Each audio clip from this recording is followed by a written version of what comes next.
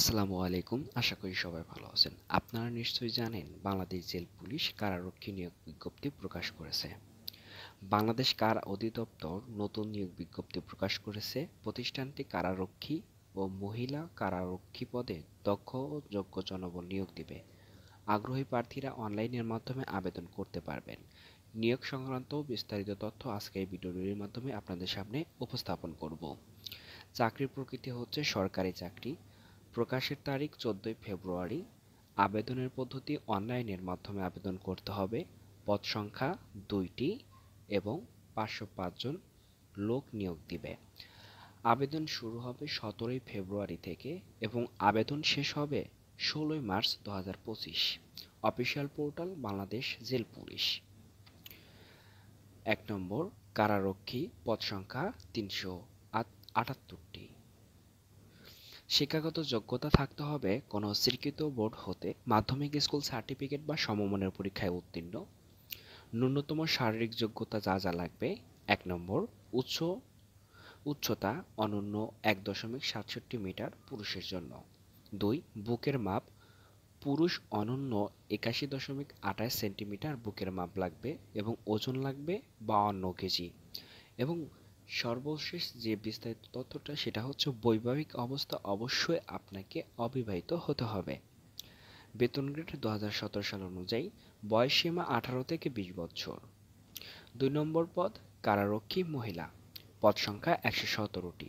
শিক্ষাগত যোগ্যতা কোনো স্বীকৃত বোর্ড হতে মাধ্যমিক স্কুল সার্টিফিকেট বা সমমানের পরীক্ষায় উত্তীর্ণ।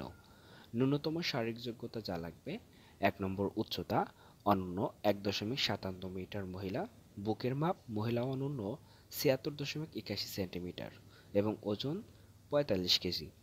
বৈবাহিক অবস্থা প্রার্থীকে অবশ্যই অবিবাহিত হতে হবে।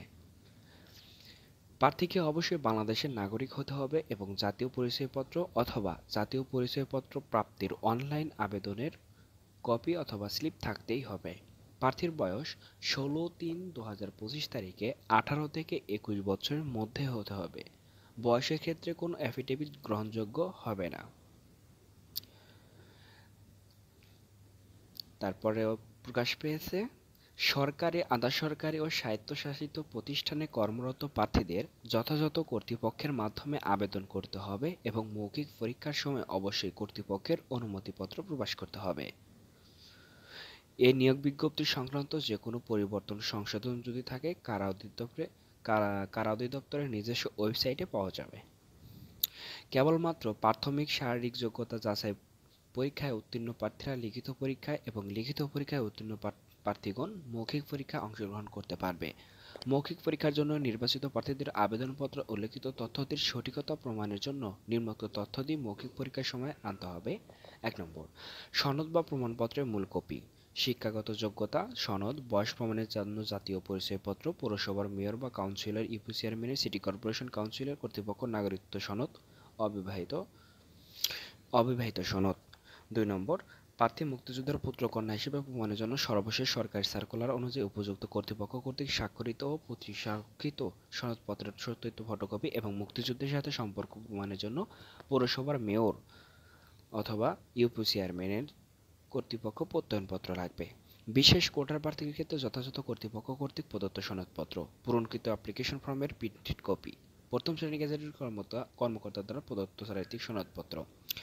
প্রার্থী কর্তৃক প্রদত্ত কোনো তথ্য বা দাখিলকৃত কাগজপত্র জাল, মিথ্যা, ভুয়া প্রমাণিত হলে কিংবা পরীক্ষায় নকল বা অসৎ উপায় অবলম্বন করলে সংশ্লিষ্ট প্রার্থীর প্রার্থিতা বাতিল করা হতে পারে। পরবর্তী যে কোনো সময় তার জাল, মিথ্যা, ভুয়া প্রমাণিত হলে সংশ্লিষ্ট প্রার্থীর নিয়োগ বাতিল সহ তার বিরুদ্ধে আইনগত ব্যবস্থা নেওয়া হবে।